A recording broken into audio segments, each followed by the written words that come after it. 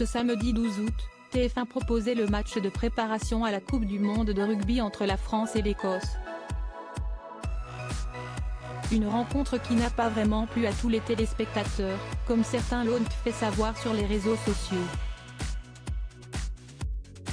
Soir de grande première pour TF1 le 12 août dernier, puisque la première chaîne a lancé son dispositif pour la Coupe du monde de rugby, qui va avoir lieu en France et qui démarre dans quelques semaines. Pour l'occasion, la direction a décidé de faire appel à des pointures du monde du journalisme sportif avec notamment l'arrivée d'Isabelle Iturburu, qui prend en charge le magazine d'après-match. Elle animait le Canal Rugby Club sur Canal+ et va prendre également les commandes de 50 Inside à partir du 2 septembre prochain. Pour son galop d'essai, le duo de commentateurs, composé de François Triot et Benjamin Kaiser, a eu droit à une très belle affiche entre la France et l'Écosse. Une victoire étriquée des Bleus, mais une très mauvaise nouvelle avec la grave blessure de Romain Tamac, d'ores et déjà forfait pour le mondial.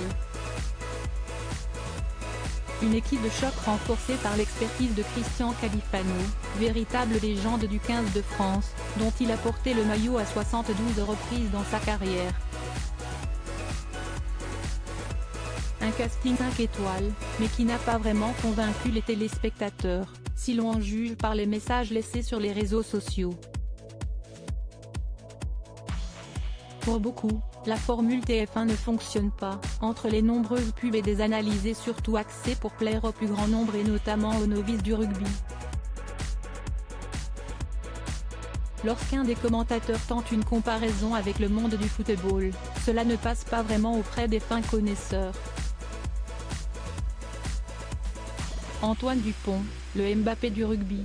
Elle va être longue cette Coupe du monde sur TF1, se désespère le N2. Un avis rapidement que rejoignent de nombreux internautes, qui aimeraient un niveau d'analyse plus pointu. Il va falloir que TF1 fasse beaucoup mieux pour contenter les amoureux du rugby. Quelle erreur de faire un copier-coller de ce qui est fait en foot. Lance l'un 2, avant de conclure, marre de la pub.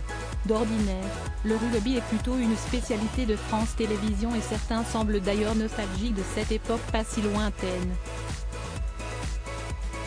Le rugby s'y est tellement mieux sur France 2.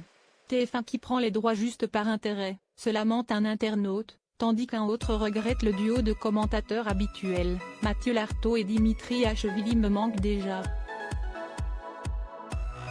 Des critiques nombreuses pour la première chaîne, mais cela ne l'a pas empêché de faire un très bon score, avec 4,3 millions de téléspectateurs, soit 26,3% de part de marché selon Médiamétrie.